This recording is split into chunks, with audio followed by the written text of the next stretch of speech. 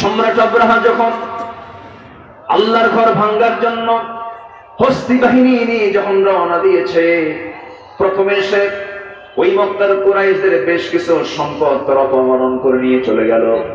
এর মধ্যে আমার নবীর দাদা আব্দুল মুত্তালিবের কয়েক কিছু উট অপহরণ করে নিয়ে চলে গেছে।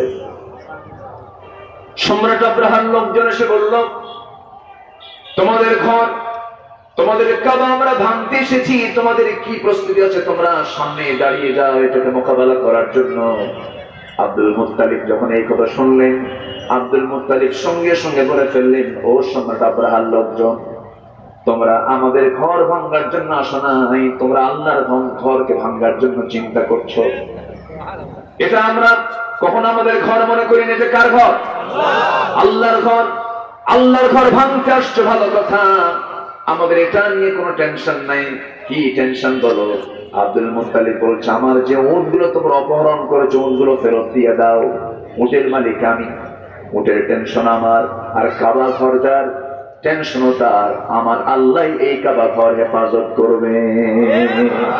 যেরকম সুবহানাল্লাহ। এই কথা কে বললেন? একটু মনোযোগ দিতে হবে তো। নবীজির কি হয়? দাদা। কি সুন্দর করে বললেন, কি বিশ্বাস তার। সম্রাট আব্রাহা হাসে, তার লোকজন হাসে আর বলে, অস্তিত্বই বিলীন হয়ে যাচ্ছে, আল্লাহর ঘরই ভেঙে চুরমার হয়ে যাচ্ছে, এরা উট নিয়ে ব্যস্ত। আব্রাহা যখন হামলা চালালো, এইদিকে আব্দুল মুত্তালিব কাবার গিলাফটা ধরে বলছেন, কাবার মালিক, আমরা যে লোকজন গুলো আছে, আমাদের যে জনবল আছে, যে অস্ত্র আছে, এই অস্ত্র জনবল দিয়া এই সম্রাট আব্রাহাকে মোকাবেলা করার মতো সমকক্ষতা আমাদের নাই। ও আল্লাহ, তোমার ঘর তুমি হেফাজত করো। চোখের পানি ফেলে ফেলে কাঁদলেন, দোয়া কবুল হয়ে গেছে। যখন হামলা শুরু হয়ে গেল, আল্লাহ রাব্বুল আলামিন সূরাতুল ফিলের মধ্যে আল্লাহ রাব্বুল আলামিন রাসূলকে জানিয়ে দিচ্ছেন, যারা পারেন সঙ্গে বলুন, আলাম তারা কাইফা ফাআলা রাব্বুকা বিআসহাবিল ফিল আলাম ইয়াজআল কাইদাহুম ফি তাদলিল وأرسل عليهم طيرا أبابيل ترميهم بحجارة من سجيل فجعلهم كعصف مأكول. جربنا الله أكبر. رجل الله أكبر. আমরা জানি এই সূরা দিয়ে আমরা নামাজ পড়ি, এই সূরা দিয়ে আমরা নামাজ পড়ি, মাগরিব পড়ি, ইশা পড়ি। সবার এই সূরাগুলো মুখস্থ আছে, সবাই মুখস্থ করে নিয়েছেন। কিন্তু এই সূরা যে কত বড় সূরা, এই সূরার মধ্যে কাফিরদের পরাজয়ের কথা আছে না নাই? মুসলমানদের বিজয়ের কথা আছে না নাই? তাহলে এই সূরা মূলত যুদ্ধের ফলাফলের সূরা। এটা সংগ্রাম হয়েছে, যুদ্ধ হয়েছে। কেমন করে দেখেন, আল্লাহর ঘর ভাঙতে আসলে সম্রাট আব্রাহা রাসূলকে লক্ষ্য করে বলছেন, হে রাসূল, আপনি কি লক্ষ্য করেন নাই আপনার রব ওই হস্তি বাহিনীর সঙ্গে কেমন আচরণ করেছেন? তাদের কি সমস্ত চক্রান্ত কি পাঞ্চাল করে দেন নাই?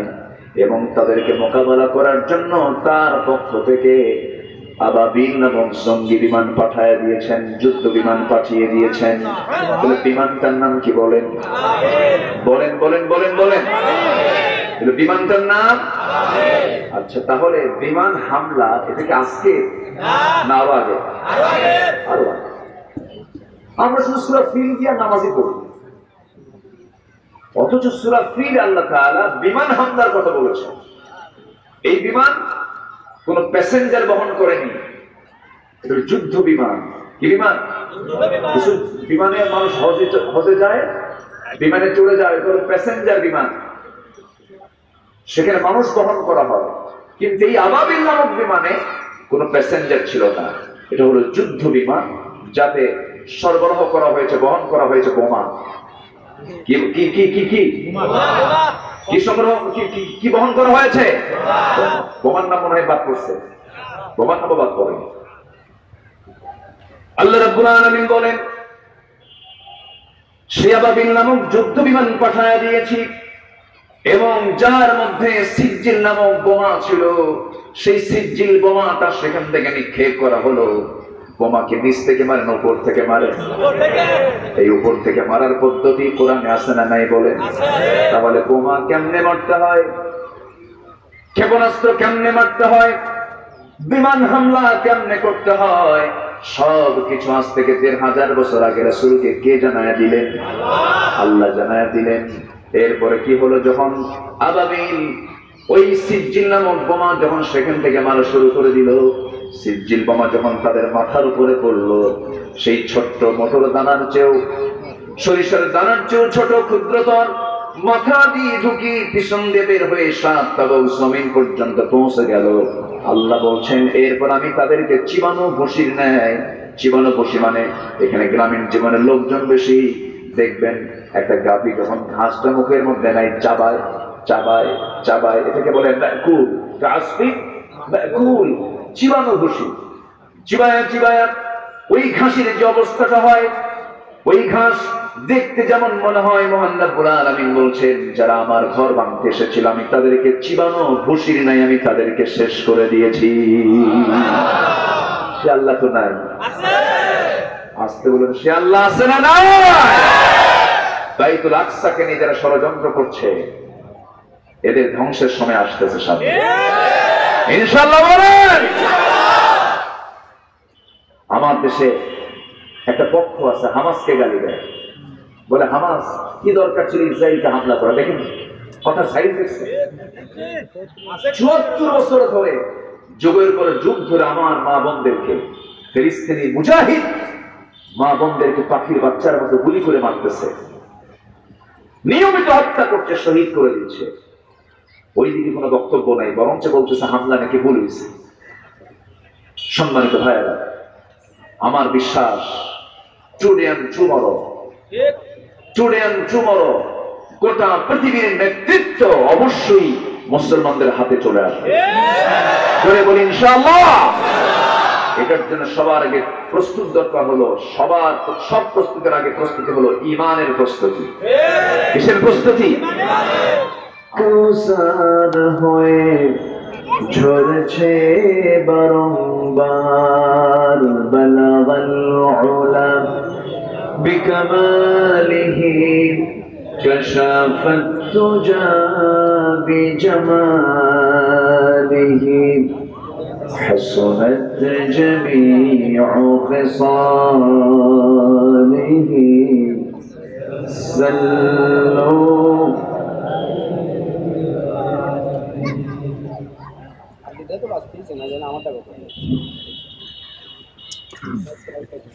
পাবনা অঞ্চলের সিরাজগঞ্জ জেলার শাহজাদপুর উপজেলার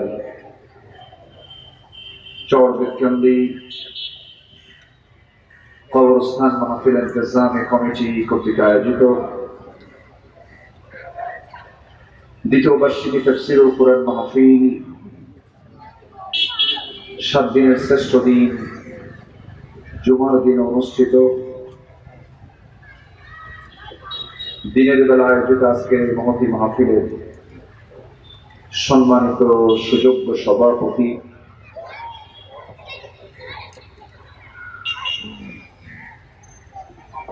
জনাব মুজাম্মেল হক মুক্তি সাহেব, প্রধান অতিথি প্রফেসর মেরিনা জাহান কবিতা, মাননীয় সাংসদ, আজকে মাহফিলের সম্মানিত বরেণ্য মেহমান, আমার অনুজ নন্দিত আলিম দ্বীন মুহতারাম মাওলানা আইয়ুব আলী আনসারী হাফিজাহুল্লাহ, উপস্থিত হাজরাত উলামায়ে কেরাম, ফজলা ইজাম, সুশীল সমাজ, জাতির শ্রেষ্ঠ সন্তান শিক্ষক মন্ডলী, জাতির বিবেক সাংবাদিক বৃন্দ, সামনে উপস্থিত দূরে কাছে বিভিন্ন স্থান থেকে ছুটে আসা কালেমার ঝান্ডাবাহী, তাওহীদের পতাকাবাহী, দ্বীন ইসলামের নরসারদুল বীর মুজাহিদ, প্রাণ প্রিয় সম্মানিত দ্বীনী ভাইরা, আড়ালে বসে আছেন শ্রদ্ধেয়া সম্মানিতা মা বোনেরা, আলোচনার সূচনায় আনুষ্ঠানিকতার মধ্য দিয়ে আমার পক্ষ থেকে আবারও দিল খোলা সালাম, আসসালামু আলাইকুম ওয়া রাহমাতুল্লাহি ওয়া বারাকাতুহু। সালামের জবাব একটু আসতে পেলাম, আসসালামু আলাইকুম ওয়া রাহমাতুল্লাহি ওয়া বারাকাতুহু। সবাই কেমন আছেন? আমাকে প্রশ্ন করলেন, আল্লাহ তাআলা আমাকে আপনার কাতারই রেখেছেন, বলছি আলহামদুলিল্লাহ।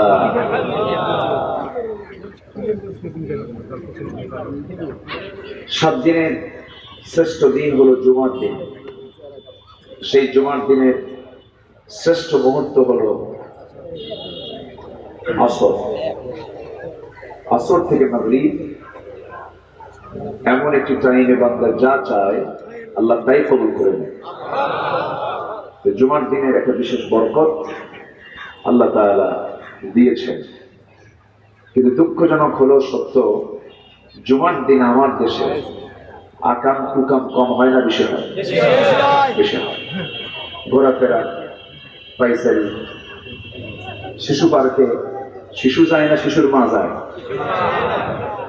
আকাম কুকাম গুলো জুমার দিন হয়। তো আমরা এগুলোতে না গিয়ে আমরা জুমার দিনের এই বরকতময় মুহূর্তে আমরা কোরআনের জন্য সময়টা বের করে নিয়েছি। বলছি আলহামদুলিল্লাহ, আবারও বলছি আলহামদুলিল্লাহ। চিৎকার মেরে বলছি আল্লাহুম্মা ইন্নী আসআলুকা আল হুদা ওয়াত তুকা ওয়াল আফাফা ওয়াল গিনা। সবাই বলি আল্লাহুম্মা লাকা আসলামতু ওয়া বিকা আমানতু ওয়া আলাইকা তাওয়াক্কালতু ওয়া ইলাইকা আনাবতু ওয়া বিকা খাসামতু। আমরা আল্লাহ তাআলা শুকর আদায় করে দিলাম। মাহফিলের সৌন্দর্য মূলত দিনের বেলাতে। আমি কেন বলি এটা? আমি এই বছর শুরু করে দিয়েছি, কয়েক বছর যাবতীয় মাহফিল দিনে নিয়ে আসার মধ্যেই করলাম বেশি। কারণ রাতের বেলা রাত 10টা যখন বাজে, শ্রোতা ঘুমায়, বক্তার কথা বলার এনার্জি থাকে না। ঘুমন্ত জাতির সামনে মেহমানকে কথা বলতে হয়, ফজর নামাজ কাজা হয়, ঘুম নষ্ট হয়। সব দিক থেকে কিন্তু দিনের মাহফিল এটা যদি চালু হয়ে যায়, এটা একটা ভালো দিক। আলহামদুলিল্লাহ, ভালো দিক এটা। মাহফিলটা ছিল হলো রাতের বেলা 6 অক্টোবর, এ মাসের শুরুর দিকে মাহফিলটা ছিল। প্রাকৃতিক দুর্যোগের কারণে, বৈরী আবহাওয়ার কারণে, এবং যে স্থানে মাহফিলটা হবে এটা কি সে স্থানে ছিল, পানি ছিল। যদিও আবহাওয়া সেদিন ভালো হয়ে গিয়েছিল, কিন্তু শুধু মাহফিল জায়গায় স্পটে পানি থাকার কারণে মাহফিলটা করা সম্ভব হয়নি।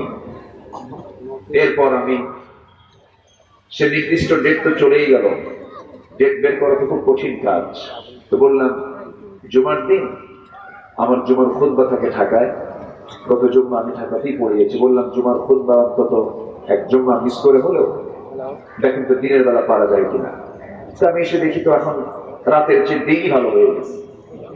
বলি আলহামদুলিল্লাহ। কিন্তু আমার মনে হয় আমার মাহফিল আলোচনা শেষ হবে, মানুষের আশা পুরাবে না, মানুষ আসতেই থাকবে। আমি এখন এটাই লক্ষ্য করে দেখছি, আমার দেশে জুমার আজান হয় 12:30টায়, আর মুসল্লি হাজির হয় 1:29:29 এটা আমাদের অভ্যাস। আমরা এই জায়গায় খুব সচেতন থাকি। অথচ রাত 3টার দিকে বিশ্বকাপ ক্রিকেট খেলা হবে, 2টার দিকে ওযু করে তাহাজ্জুদ করে দোয়া করে আল্লাহ আমার দল যেন জিতে। 3টার খেলা সে রাত্রে 3টার খেলা সে উপভোগ করবে। অথচ সচেতন থাকা দরকার আমাদের কোরআনের মাহফিলে, ঠিক কিনা? বলি আলহামদুলিল্লাহ। আমরা আসতে পেরেছি এই বরকতময় জায়গায়। আমার হাতে এখনো পর্যাপ্ত সময় আছে, আমি অনেক লম্বা সময় কথা বলতে পারবো। কেন বলছি লম্বা সময়? আমল করার জন্য বেশি ওয়াজ লাগে না। আমার দেশে ওয়াজ বেশি না আমল বেশি? আমল। তার ফলাফল হলো এই যে মাহফিল গুলো হচ্ছে, এটা কি এতে সমস্যা কি? হ্যাঁ, ঠিক আছে।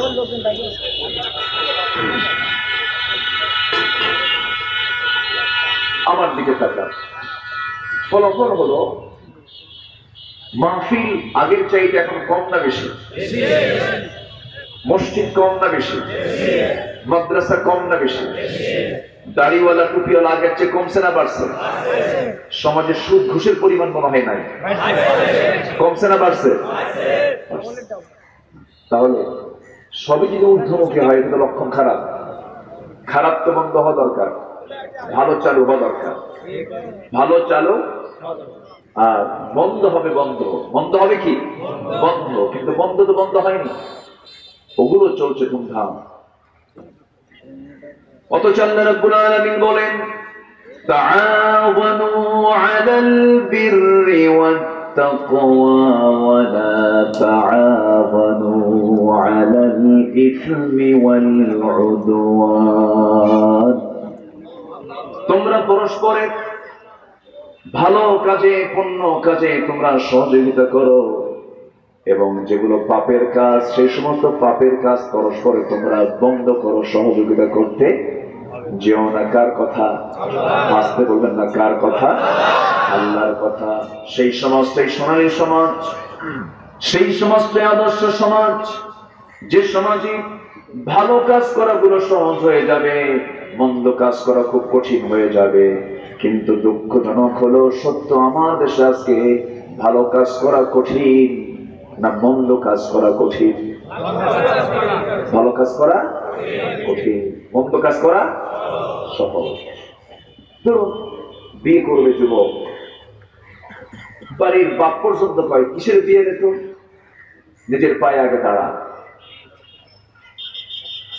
অথচ যৌবন হলেই তাকে বিয়ে দিতে হয়। এটা কার বিধান? আসতে বলবেন না, কার বিধান? আজকে জেনার কাছে কোনো বাধা নাই, জেনা অবাধে চলছে, কিন্তু বিয়েতে আজকে বাধা। বিয়েটা কঠিন, জেনাটা সহজ। এরকম করে হারাম কাজ আজকে ইজি হয়ে গেছে, হালাল কাজগুলো আজকে কঠিন হয়ে গেছে। এটা ইসলামী সমাজের বৈশিষ্ট্য নয়, আদর্শ সমাজের বৈশিষ্ট্য নয়। কেন জানেন? এর কারণ হলো সমাজে কোরআনটার যে বিধান, বিধিবিধান আল্লাহ তাআলা দিয়েছেন, এই বিধিবিধান কি সমাজে চালু আছে? আসতে বলবেন না, চালু আছে? চালু। এই বিধিবিধান যদি চালু থাকতো, আল্লাহ রাব্বুল আলামিন কোরআনে কারীমের ভিতরে বহু বিধিবিধান দিয়েছেন। তবে একটা আয়াত যদি ফলো করা হতো সমাজে, রাষ্ট্র যদি ফলো করা হতো, সমাজটা জান্নাতের টুকরা হয়ে যেত। আল্লাহ রাব্বুল আলামিন সুন্দর করে বলছেন আল্লাযীনা ইম্মাক্কান্নাহুম ফিল আরদি আকামুস সালাহ ওয়া আতাবুস যাকাতা ওয়া আমারু বিল মা'রুফ ওয়া নাহাউ আনিল মুনকার ওয়ালিল্লাহি আকিবাতুল উমুর। জোরে বলুন আল্লাহু আকবার। দুনিয়ার জিন্দেগিতে আমি যাকে রাষ্ট্রীয় ক্ষমতা দিব, দুনিয়ার জিন্দেগিতে যারা ক্ষমতা পেয়ে যাবে তাদের জন্য 4 দফা আল্লাহ রাব্বুল আলামিন বলছেন। নাম্বার 1 হলো তারা সৎ কাজের আদেশ দেবে, অসৎ কাজের বাধা দেবে, নামাজ কায়েম করবে, সমাজে যাকাত চালু করবে। এই 4টা বিধান যদি সমাজে চালু হয়ে যায়, আল্লাহ রাব্বুল আলামিন বলেন যদি কোন জনপদে আমার বিধিবিধান যদি চালু হয়ে যায়, লাফাতাহনা আলাইহিম বারাকাতিন মিনাস সামাই ওয়াল আরদ, আসমান জমিনের সমস্ত রহমতের দরজা আমি সেই সমাজের জন্য আমি আল্লাহ খুলে দেব। জোরে বলি সুবহানাল্লাহ। কার কথা? আসতে বলবেন না, কার কথা? আল্লাহর কথা। কিন্তু সমাজে আমরা বসবাস করছি, সেই সমাজে যাকাত চালু না সুদ চালু? বলেন বলেন, কি চালু? সুদ চালু। মদের বোতল তো সিরাজগঞ্জে পাওয়া যায় না, হ্যাঁ আছে না নাই? তাহলে পাপ কাজ করার জন্য যত মাধ্যম সব এখন ইজি হয়ে গেছে, সহজ হয়ে গেছে। সম্মানিত ভাইয়েরা, কেন? এর মূল কারণ হলো এই দেশেরই কিছু মুসলিম নামধারী যারা মুসলমান পরিচয় দেয়, কিন্তু তারা সমাজে ইসলাম চালু হোক এটা চায় না, আছে না নাই? এবং মুসলমান হয়ে এমন দল করে যে দলের জনসভায় গেলে পরে জোহর চলে যায়, আসর চলে যায়, মাগরিব চলে যায়, সেই জনসভার কর্মসূচিতে নামাজের কোন কর্মসূচি থাকে না, আছে না নাই? যে কর্মসূচির ভিতরে, যে দলীয় কার্যক্রমের মধ্যে নামাজের কর্মসূচি নাই, সেই নেতৃত্বের মুখে আমরা জুতা মারি, ওগুলো মানি না। কারণ সবার আগে আমার প্রাণ যার হাতে, আমি কার হকটা আদায় করব? আমাকে পড়তে হবে কয় ওয়াক্ত নামাজ? আসতে বলবেন না, কয় ওয়াক্ত নামাজ? 5 ওয়াক্ত নামাজ। আমার বন্ধুগণ, বেশ কিছু কথা আমি বলতে চাচ্ছি। আমি এতক্ষণ ভাবতেছিলাম যে লোকজন কোথায়, কিন্তু এখন মাহফিল কানায় কানায় পরিপূর্ণ হয়ে আছে। আপনি যা বসার জায়গা দিয়েছেন তাও উপচে পড়ে ক্রস করে ফেলেছেন। বলি আলহামদুলিল্লাহ, জোরে বলি আলহামদুলিল্লাহ। আমি সূরা হজ থেকে একটা আয়াত আমি তেলাওয়াত করেছি। এই আয়াতকে সামনে রেখে আমি কিছু কথা বলতে চাচ্ছি। ওমা তাওফীকি ইল্লা বিল্লাহ আলাইহি তাওয়াক্কালতু ওয়া ইলাইহি উনীব। সেই মহান রবের প্রতি পূর্ণ ভরসা রেখে আসুন আমরা আলোচনার দিকে চলে যাচ্ছি। সম্মানিত ভাইয়েরা, আজকের মাহফিলটা হলো কবরস্থান, না? কবরস্থান কোথায়? পাশে। কবরস্থানকে কেন্দ্র করে আজকের এই মাহফিল। পৃথিবীতে যে যত বড় ধনী হোক না কেন, তার জন্য জায়গা বরাদ্দ হলো কয় হাত? 3.5 হাত। মনে হয় বিশেষ বিশেষ কারণে 4 হাত হয়, 5 হাত হয়, 1.5 হাত, 3.5 হাত, 1.5 হাত, 3.5 হাত। এটাই হলো বরাদ্দ। আপনি এখন ইলন মাস্ক হন, অত মুকেশ আম্বানির মতো ধনী হন, আপনি যত বড়ই ধনবিত্তশালী হন না কেন, আপনার জন্য মুসলিম হলে পরে আপনার জন্য এতটুকু বরাদ্দ। মার পেট থেকে শূন্য দেহে এসেছি, মরার সময় শুধু নিতে পারি সাদা কম দামি 1 টুকরো কাফনের কাপড়। সেই কবরস্থান হচ্ছে আমাদের অন্তর্বর্তীকালীন একটি সময়। এটার উন্নয়ন করবো, মানে এর কিছু কাজ থাকে, চতুর্দিকে প্রাচীর, এরপর আরো কিছু কাজ সংস্কারের জন্য তারা এই মাহফিলটার ডাক দিয়েছেন। তো আমি সবার কাছে, আমার কিছু বলা হয়েছে যদি আপনি সবই ঠিক রাখি, তাই না? সবই ঠিক রাখতে হবে, মাহফিলের সৌন্দর্য নষ্ট করা যাবে না। সব দিকে ঠিক গেল। একটা পাখি আকাশে ওড়ে 1 ডানায় না 2 ডানায়? 2 ডানায়। যেন দুটাই যেন হয়, মাহফিলের সৌন্দর্য যেন ব্যাঘাত না হয়, এই দিকটা আমরা একটু খেয়াল করি। সম্মানিত ভাইয়েরা, একজন বিজ্ঞানী বিজ্ঞানের তথ্য নেবে, কোরআনে আছে না নাই? কয়েকশো আয়াত শুধু সায়েন্সের উপরে আছে, ফিজিক্স কেমিস্ট্রির উপরে আছে। একজন রাষ্ট্রনায়ক রাষ্ট্র চালাবে, তার পদ্ধতি কোরআনে আছে না নাই? একজন বিচারপতি বিচার নেবে, বিচার করবে কেমনে, তার পদ্ধতি মনে হয় কোরআনে বাদ পড়ছে না? আছে। একজন ব্যক্তি রাজনীতি করবে, রাজনীতির জ্ঞান মনে হয় কোরআনে নাই? আসতে বলে। যারা বলে ইসলামে রাজনীতি নাই, ওরা ইসলামকে পরিপূর্ণ মানে? যারা বলছে ইসলামে রাজনীতি নাই, তারা কি ইসলামকে পরিপূর্ণ মানে? মানে না বলেই তো এই কথা বলে। যারা বলে ইসলামী রাজনীতি নাই, এই কথা যারা বলে তারা ইসলামকে পরিপূর্ণ মানে না। ওর ইমান আছে না গেছে? ইমান চলে গেছে। ইমান ভঙ্গের কিছু কারণ আছে। ইমান ভঙ্গের অন্যতম একটা কারণ হলো 10টা কারণ। এর মধ্যে অন্যতম কারণ, আমি এই দিকে আজকে আলোচনা করব না, অন্যতম কারণ হলো ইসলামকে যারা পরিপূর্ণরূপে বিশ্বাস করে না তাদের ইমান আছে না ভঙ্গ? ভঙ্গ হয়ে গেছে। উযু ভঙ্গ হয় না? যে কোনো একটা কারণ আসলেই তো উযু ভঙ্গ হয়ে যায়। ধরেন আপনি ঘুমাইছেন, উযু শেষ, আবার নতুন করে উযু করতে হবে। তো ইমানের কিছু ভঙ্গ আছে না নাই? সব আছে। আল্লাহ তাআলা এই কিতাবের মধ্যে সব বলে দিয়েছে, কোনো কিছুই বাদ দেন নাই। মহান রব্বুল আলামিন এই কিতাবটা এমন করে নাযিল করেছেন, এই আজকে ফিলিস্তিনে মাঝে মাঝে ইসরায়েল থেকে হামলা হচ্ছে, বোমা নিক্ষেপ করছে, রকেট হামলা করছে, এইদিকে ফিলিস্তিনের হামাসরাও করতেছে, এইদিকে ক্ষেপণাস্ত্র তারা হামলা করছে, ক্ষেপণাস্ত্র নিক্ষেপ করছে। এই সমস্ত বোমা, এই সমস্ত বিমান, এই যে মানুষ আবিষ্কার করেছে, আবিষ্কারের উৎস যদি আপনি খুঁজতে যান, সকল তথ্য নিয়েছে মানুষ এই কোরআন থেকে। জোরে বলি সুবহানাল্লাহ। মুসলমানদের প্রথম কিবলা হলো বাইতুল মুকাদ্দাস, বাইতুল আকসা। আর মুসলমানদের জন্য আল্লাহ রাব্বুল আলামিন এই পৃথিবীতে প্রথম যে ঘর আল্লাহ তাআলা বানিয়েছেন সেই ঘরটার নাম কি? কাবা। সেই ঘরের নাম কি? প্রথম ঘর হলো কাবা, প্রথম কিবলা হলো বাইতুল মুকাদ্দাস। ইন্না আউওয়ালা বাইতি উদিআ লিন-নাস লাল্লাযী বিবাক্কাহ, বিবাক্কাহ, মক্কাকে বাক্কা বলা হয়। প্রথম ঘর হলো কাবা। এই কাবা ভাঙার জন্য হাতি বাহিনী, হস্তি বাহিনী, ইয়েমেনের বাদশাহ সম্রাট আব্রাহা আল্লাহর ঘরকে ভাঙতে এসেছিল। সেই ঘরকে বাঁচানোর জন্য হেফাজত করেছেন তিনি কে? আল্লাহ। আসতে বলবেন না, তিনি কে? আল্লাহ তাআলা।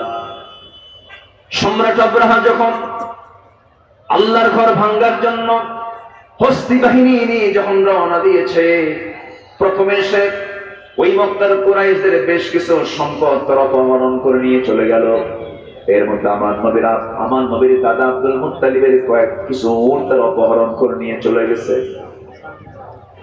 সম্রাট আব্রাহার লোকজন এসে বলল, তোমাদের ঘর, তোমাদের কাবা আমরা ভাঙতে এসেছি, তোমাদের কি প্রস্তুতি আছে? তোমরা সামনে দাঁড়িয়ে যাও এটাকে মোকাবেলা করার জন্য। আব্দুল মুত্তালিব যখন এই কথা শুনলেন, আব্দুল মুত্তালিব সঙ্গে সঙ্গে বলে ফেললেন, ও সম্রাট আব্রাহার লোকজন, তোমরা আমাদের ঘর ভাঙার জন্য আসো নাই, তোমরা আল্লাহর ঘরকে ভাঙার জন্য চিন্তা করছো। এটা আমরা কখন আমাদের ঘর মনে করি না। এটা কার ঘর? আল্লাহর ঘর। আল্লাহর ঘর ভাঙতে আসছো, ভালো কথা, আমাদের এটা নিয়ে কোনো টেনশন নাই। কি টেনশন বলো? আব্দুল মুত্তালিব বলছে, আমার যে উটগুলো তোমরা অপহরণ করেছো উটগুলো ফেরত দিয়ে দাও। উটের মালিক আমি, উটের টেনশন আমার, আর কাবা ঘর যার টেনশন তার। আমার আল্লাহ এই কাবা ঘর হেফাজত করবে। যেরকম সুবহানাল্লাহ। এই কথা কে বললেন? একটু মনোযোগ দিতে হবে তো। নবীজির কি হয়? দাদা। কি সুন্দর করে বললেন, কি বিশ্বাস তার। সম্রাট আব্রাহা হাসে, তার লোকজন হাসে আর বলে, অস্তিত্বই বিলীন হয়ে যাচ্ছে, আল্লাহর ঘরই ভেঙে চুরমার হয়ে যাচ্ছে, এরা উট নিয়ে ব্যস্ত। আব্রাহা যখন হামলা চালালো, এইদিকে আব্দুল মুত্তালিব কাবার গিলাফটা ধরে বলছেন, কাবার মালিক, আমরা যে লোকজন গুলো আছে, আমাদের যে জনবল আছে, যে অস্ত্র আছে, এই অস্ত্র জনবল দিয়া এই সম্রাট আব্রাহাকে মোকাবেলা করার মতো সমকক্ষতা আমাদের নাই। ও আল্লাহ, তোমার ঘর তুমি হেফাজত করো। চোখের পানি ফেলে ফেলে কাঁদলেন, দোয়া কবুল হয়ে গেছে। যখন হামলা শুরু হয়ে গেল, আল্লাহ রাব্বুল আলামিন সূরাতুল ফিলের মধ্যে আল্লাহ রাব্বুল আলামিন রাসূলকে জানিয়ে দিচ্ছেন, যারা পারেন সঙ্গে বলুন, আলাম তারা কাইফা ফাআলা রাব্বুকা বিআসহাবিল ফিল আলাম ইয়াজআল কাইদাহুম ফি তাদলিল وأرسل عليهم طيرا أبابيل ترميهم بحجارة من سجيل فجعلهم كعصف مأكول جربون الله أكبر আরোজুরি আল্লাহু আকবার। আমরা জানি এই সূরা দিয়ে আমরা নামাজ পড়ি, এই সূরা দিয়ে আমরা নামাজ পড়ি, মাগরিব পড়ি, ইশা পড়ি। সবার এই সূরাগুলো মুখস্থ আছে, সবাই মুখস্থ করে নিয়েছেন। কিন্তু এই সূরা যে কত বড় সূরা, এই সূরার মধ্যে কাফিরদের পরাজয়ের কথা আছে না নাই? মুসলমানদের বিজয়ের কথা আছে না নাই? তাহলে এই সূরা মূলত যুদ্ধের ফলাফলের সূরা। এটা সংগ্রাম হয়েছে, যুদ্ধ হয়েছে। কেমন করে দেখেন, আল্লাহর ঘর ভাঙতে আসলে সম্রাট আব্রাহা রাসূলকে লক্ষ্য করে বলছেন, হে রাসূল, আপনি কি লক্ষ্য করেন নাই আপনার রব ওই হস্তি বাহিনীর সঙ্গে কেমন আচরণ করেছেন? তাদের কি সমস্ত চক্রান্ত কি পাঞ্চাল করে দেন নাই? এবং তাদেরকে মোকাবেলা করার জন্য তার পক্ষ থেকে আবাবিল নামক জঙ্গি বিমান পাঠিয়ে দিয়েছেন, যুদ্ধ বিমান পাঠিয়ে দিয়েছেন। তাহলে বিমানটার নাম কি বলেন? বলেন বলেন বলেন বলেন। বিমানটার নাম? আচ্ছা, তাহলে বিমান হামলা এটা কি আজকে না আরো আগে? আরো আগে। আমরা শুধু সূরা ফিল দিয়া নামাজি পড়ি, অথচ সূরা ফিল আল্লাহ তাআলা বিমান হামলার কথা বলেছেন। এই বিমান কোন প্যাসেঞ্জার বহন করেনি, এটা যুদ্ধ বিমান। কি বিমান? বিমানে মানুষ হজে যায়, বিমানে চড়ে যায়, এটা হলো প্যাসেঞ্জার বিমান, সেখানে মানুষ বহন করা হয়। কিন্তু এই আবাবিল নামক বিমানে কোন প্যাসেঞ্জার ছিল না, এটা হলো যুদ্ধ বিমান, যাতে সরবরাহ করা হয়েছে, বহন করা হয়েছে বোমা। কি কি কি কি কি কি সংগ্রহ কি বহন করা হয়েছে? বোমার নাম মনে হয় বাদ করছে, বোমার নাম বাদ করেন। আল্লাহ রাব্বুল আলামিন বলেন, সে আবাবিল নামক যুদ্ধ বিমান পাঠিয়ে দিয়েছি, এবং যার মধ্যে সিজ্জিল নামক বোমা ছিল। সেই সিজ্জিল বোমাটা সেখান থেকে নিক্ষেপ করা হলো। বোমাকে নিচ থেকে মারে না উপর থেকে মারে? এই উপর থেকে মারার পদ্ধতি কোরআনে আছে না নাই বলেন? তাহলে বোমা কেমনে মারতে হয়, ক্ষেপণাস্ত্র কেমনে মারতে হয়, বিমান হামলা কেমনে করতে হয়, সব কিছু আজ থেকে ১৫০০ বছর আগে রাসূলকে কে জানায়া দিলেন? আল্লাহ জানায়া দিলেন। এরপরে কি হলো, যখন আবাবিল ওই সিজ্জিল নামক বোমা যখন সেখান থেকে মারা শুরু করে দিল, সিজ্জিল বোমা যখন তাদের মাথার উপরে পড়লো, সেই ছোট্ট মটর দানার চেয়েও, সরিষার দানার চেয়েও ছোট ক্ষুদ্রতর মাথা দিয়ে ঢুকি পিছন দিয়ে বের হয়ে ৭ তাবক জমিন পর্যন্ত পৌঁছে গেল। আল্লাহ বলছেন, এরপর আমি তাদেরকে চিবানো ভুসির ন্যায়, চিবানো ভুসি মানে এখানে গ্রামীণ জীবনের লোকজন বেশি, দেখবেন একটা গাভী যখন ঘাসটা মুখের মধ্যে নাই, চাবায় চাবায় চাবায়, এটাকে বলে কুল, কুল, চিবানো ভুসি। চিবায়া চিবায়া ওই ঘাসের যে অবস্থাটা হয়, ওই ঘাস দেখতে যেমন মনে হয়, মহান রব্বুল আলামিন বলছেন, যারা আমার ঘর ভাঙতে এসেছিল আমি তাদেরকে চিবানো ভুসির নাই, আমি তাদেরকে শেষ করে দিয়েছি। সে আল্লাহ তো নাই? আসতে বলেন, সে আল্লাহ আছে না নাই? বাইতুল আকসাকে নিয়ে যারা ষড়যন্ত্র করছে, এদের ধ্বংসের সময় আসতেছে সামনে, ইনশাআল্লাহ বলেন। আমার দেশে একটা পক্ষ আছে, হামাসকে গালি দেয়, বলে হামাস কি দরকার ছিল ইসরায়েলকে হামলা করা? দেখেন কথা সাইজ দেখছে। ৭৪ বছর ধরে, যুগের পর যুগ ধরে আমার মা বোনদেরকে, ফিলিস্তিনি মুজাহিদ মা বোনদেরকে পাখির বাচ্চার মতো গুলি করে মারতেছে, নিয়মিত হত্যা করছে, শহীদ করে দিচ্ছে। ওইদিকে কোনো বক্তব্য নাই, বরঞ্চ বলতেছে হামলা নাকি ভুল হয়েছে।